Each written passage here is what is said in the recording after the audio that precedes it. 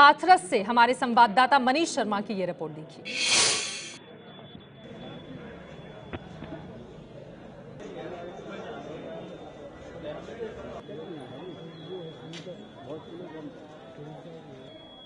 मनीष शर्मा की रिपोर्ट आपको हम दिखाएं, लेकिन उसके पहले देखिए किस तरह से जिन्हें कुछ दिक्कत है वो भी पहुंच रहे हैं वोट डालने के लिए, और इसी वजह से हमारा लोकतंत्र और ज्यादा मजबूत होता है। हमारे संवाददाता की रिपोर्ट देखिए।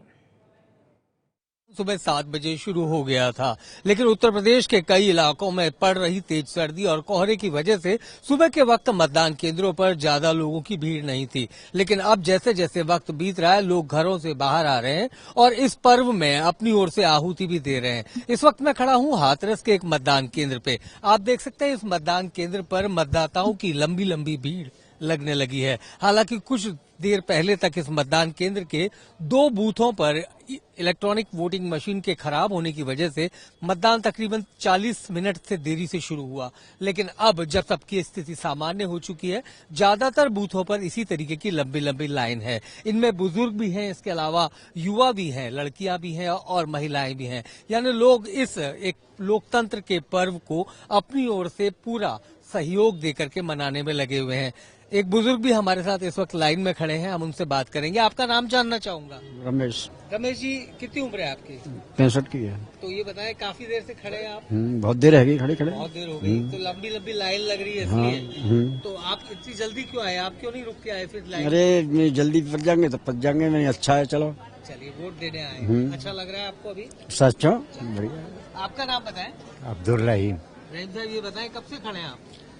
हो गई 15-20 मिनट। 15-20 मिनट हो गई। लाइनें बहुत लंबी है। हाँ जी। तो नंबर देरी से आ रहा है। हाँ। हम मौजूद हैं आगरा दक्षिण विधानसभा क्षेत्र में। ये वो क्षेत्र है जहां पर मुस्लिम बहुल क्षेत्र भी कहा जाता है, क्योंकि मुस्लिम मतदाता हैं, उनकी संख्या काफी ज्यादा है। सुबह से काफी जो मुस्लिम महिलाएं हैं वो घरों से निकली हुई हैं। आप सबने मतदान कर दिया?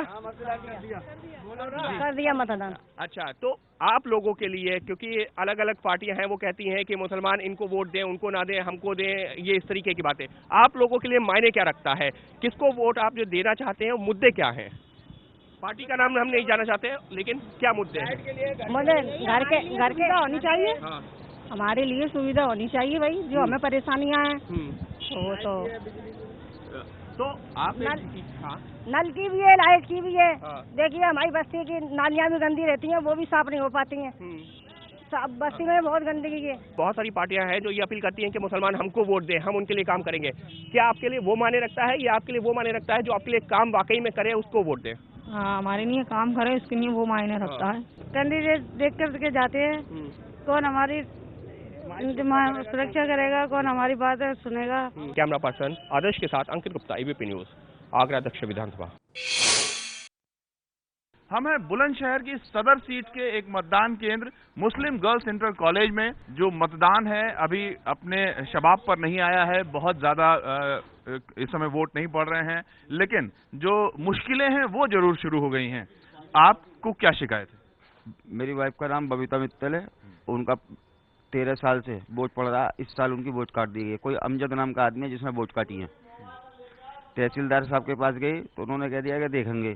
उसके बाद SK सोलंकी हैं, उनके पास गए, फोन की रिकॉर्डिंग है, उन्होंने भी ये कह दिया देखेंगे। वोट आप लोग नहीं डाल पा रहे हैं? हाँ, हम वोट नहीं डाल पा रहे हैं।